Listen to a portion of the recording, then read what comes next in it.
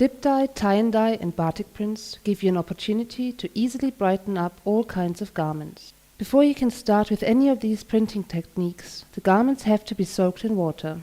This process is necessary to remove stains, natural oils and waxes from the fiber, which could disturb the dyeing process and might lead to streaky effects later on. The internal drum of the hydro extractor rotates at high speed, letting out the excess water through its perforated metal wall. The less water the fiber contains, the more dye will be able to get into the fiber.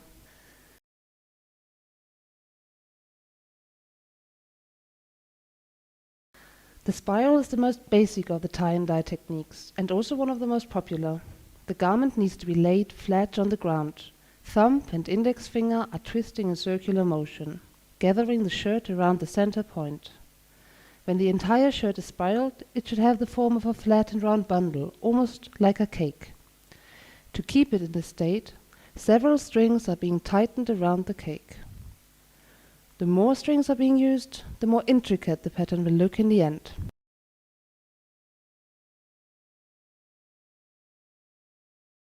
Now the coloring with reactive dyes can begin. Using a squeeze bottle will lead to a more accurate result, especially around the center.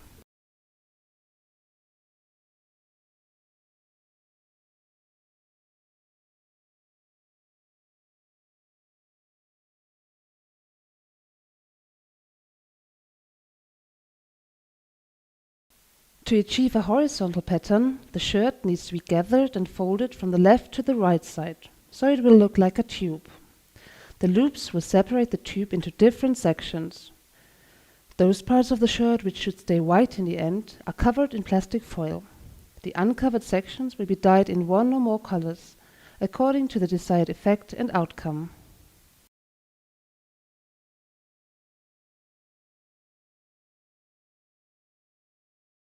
To get a very random and cloudy pattern, the fabric needs to be crumpled up into a round and flat bundle again. The same way as before, strings are randomly tied around to hold it together.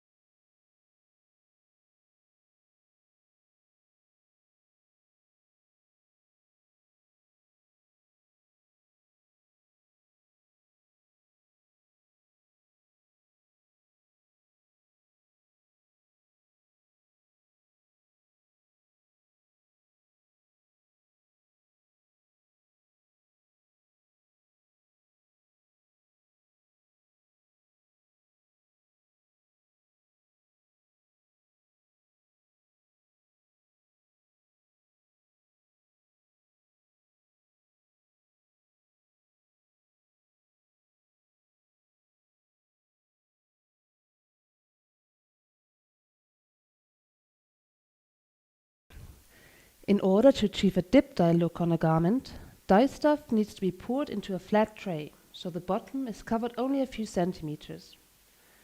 As the name of the technique suggests, the garment then gets dipped into the tray. It's advisable to do this with a partner. One should hold the garment and the other one needs to thoroughly work the dye into the fiber.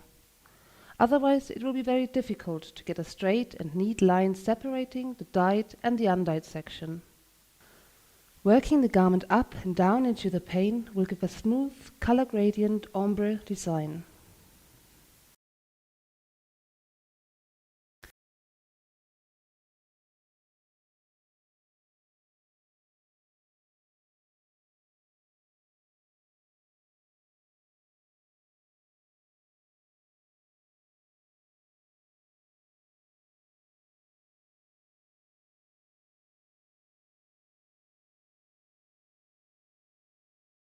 Batik or resist printing is a technique with an origin in India that can be traced as far back as 2000 years. It is a process of decorating cloth by covering a part of it with a coat of wax and then dyeing the cloth. The wax being used is a mixture of beeswax and paraffin. It gets heated up so it will melt. The cloth, usually it is cotton or silk, will be spread over a bed of damp sand to ensure that the wax stays in the cloth and also to cool it down a little. The printing block will be dipped into hot wax and then pressed hard onto the fabric. The printing blocks are made out of a series of nails, banged into a block of solid wood to create a flat, dot pattern surface. Once the wax is dry, the fabric is soaked in water before being submerged in the dyeing bath.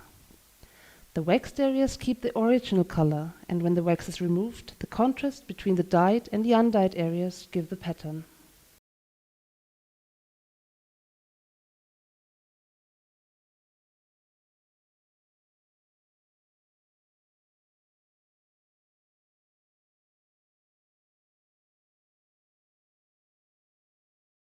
Pigment dyeing is actually not dyeing in the real sense.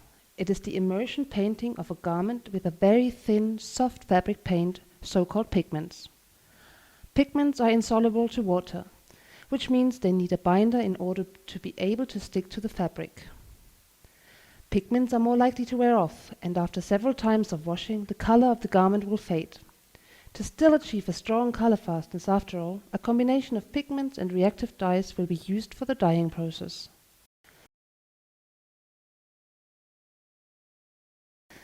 Pigment-dyed garments appear much more worn and used than their actual age and degree of wear would suggest. The effect comes even more clear on a mix and match design of different fabrics.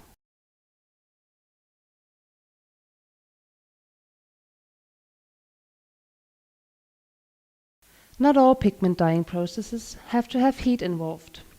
Since pigments adhere to the fabric with the help of a binder, they can also be applied cold. Eye-catching effects can be obtained by spraying the pigments onto a garment.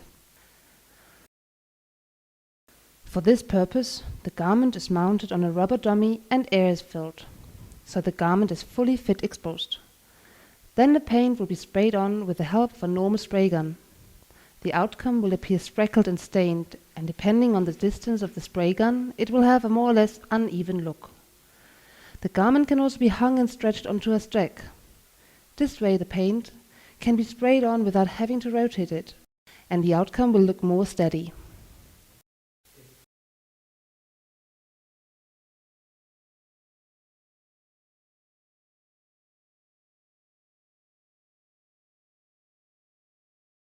More fashionable effects can be generated by the process of cold pigment dyeing.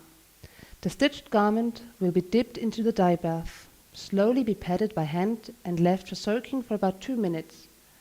The time varies depending on how broad the effect shall look like in the end. The garment has to be carefully squeezed. Twisting would lead to unwanted streaks and stains.